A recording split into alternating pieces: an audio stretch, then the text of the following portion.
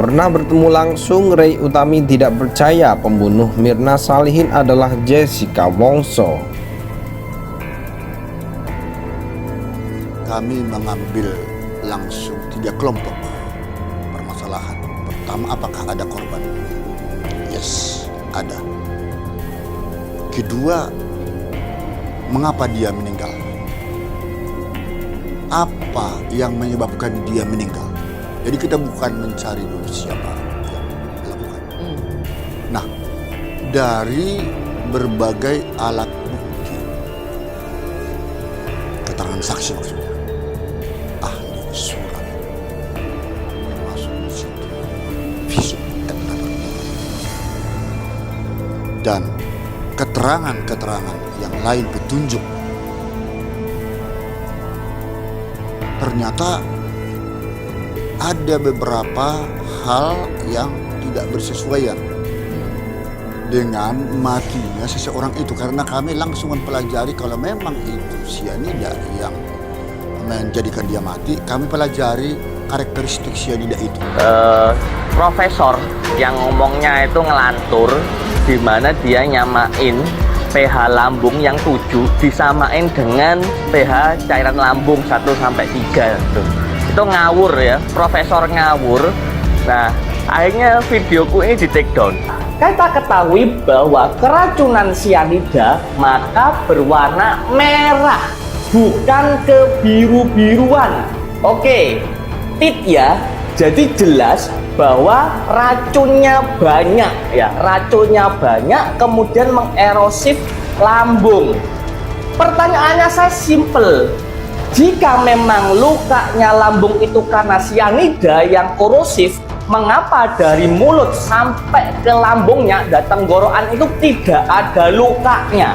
Kan aneh. Kalau racunnya banyak korosif, tentunya yang dilewati pun juga akan luka. Pak Dokter Jaya ini bilang bahwa temannya yang melakukan pemeriksaan itu bilang bahwa ada sel imunitas kronis. Nah, jadi kemungkinan itu adalah lambungnya yang luka itu akibat penyakit kronis. Mengapa saya sebagai dokter lebih percaya bahwa Mirna pindah alamnya karena penyakit gastritis? Kita harus sepakat bunuh orang itu salah, bunuh orang itu jahat, harus dihukum. Itu ya, sepakat ya. Jadi ini bukan sebuah edukasi tentang penggunaan racun sebagai instrumen kejahatan. Jangan ditafsirkan ke situ. Kenapa orang menggunakan racun? Karena racunlah instrumen kejahatan yang memungkinkan bagi si pelaku untuk membangun alibi secara sempurna. Sempurnanya bagaimana? Sempurna itu tercermin pada teori segitiga kejahatan.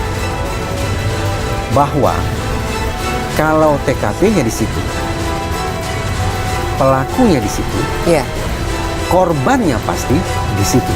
Segitiga kejahatan. Benar. Ini nggak kena kalau kita bicara instrumen kejahatan racun. Kenapa? Sekali lagi, orang pakai racun agar dia bisa konkretnya melarikan diri dari TKP, tidak terekam CCTV, tidak disaksikan oleh saksi, sehingga dia bisa mengatakan, saya tidak ada di situ. Tapi dia ada di situ. Berarti nggak masuk akal. Yes. Ada orang pakai racun tapi dia tongkrongi korbannya. Iya, dia lihat dan dia menyaksikan sendiri si Mirna Salihin ini kejang-kejang katanya kan? Ya katanya begitu ya. Berarti kan tidak masuk. Logika penggunaan racun tidak masuk. Tidak diotopsi. Nah ini gila namanya. Ya jelas salah dong. Tidak diotopsi berarti visum et repertumnya di mana mau mengatakan orang itu mati karena sianida. Ini kesalahan paling besar. Yang kedua, tapi saya nggak tahu bantahan dari pihak penyidik. Benar nggak tidak diotopsi? Karena keterangan Dokter Jaya karena tidak diotopsi. Dokter Jaya pun sudah menanyakan kepada dokter di Rumah Sakit Polri. Oh tidak mas katanya pemeriksaan sampel. Yang kedua, pada saat di TKP tidak ditemukan sianida. Catat. Nah, terus kalau orang tidak ditemukan sianida, matinya pakai apa? Yang ketiga, saat di TKP juga katanya, ya bukan kata saya ya, katanya Pak Oto Hasibuan, orang uji coba minum sisa sianida, sisa kopi sianida itu, 4 orang atau berapa? Enggak mati. Ini sudah berapa ini? Bertiga kan? 3. Yang keempat, Di dalam tubuh korban hanya ditemukan setelah berapa hari? Setelah berapa hari diambil sampel, hanya ditemukan sianida 0,2 apa namanya mililiter atau apa ya? Saya tidak jelas. Yang kata Dokter Jaya itu tidak mematikan. Menarik itu memang banyak fakta-fakta yang memang mungkin belum terungkap, memang harus diungkap, dan saya setuju bahwa ada sesuatu yang mungkin belum terang, tapi apa yang sudah ada di persidangan, dan kalau waktu itu ada ahli yang mengatakan itu rekayasa di video, saya sendiri mengatakan itu videonya asli, hanya memang proses pengambilannya itu yang perlu diperbaiki untuk masa mendatang. Jadi ini catatan bagi kita. Kita sudah mendapatkan kepastian bahwa bisa PK atas PK. Tapi yang jauh lebih penting sekarang ini saya mengkhawatirkan soal keamanannya Jessica. Karena kalau dilihat dari Netflix, ternyata walaupun hukumannya adalah 20 tahun penjara, sikap dari petugas itu seolah-olah ada hukuman tambahan. Selebgram Ray Utami mengaku pernah bertemu dengan terpidana Jessica Kumala Wongso di lapas Pondok Bambu, Jakarta Timur. Pertemuan Ray Utami dengan Jessica Wongso terjadi di tahun 2017 lalu. Saat itu dia dan suaminya Pablo Benua menemani Anton Medan untuk memberikan kajian kepada para tahanan di sana. Hal tersebut diungkapkan Ray Utami di unggahan YouTube pribadinya tahun 2017. Aku pernah besok Jessica sama almarhum Bapak Anton Medan. Waktu itu Bapak memberikan ceramah kepada warga binaan yang ada di sana. Terus kita ikut karena Bang Pablo itu anak angkatnya, jelas Ray Utami. Selain Jessica Wongso, Ray Utami juga bertemu dengan Angelina Sondak yang saat itu masih menjadi tahanan. Akhirnya kita masuk terus melihat ada Jessica, ada Kak Anggi, Angelina Sondak, sambungnya.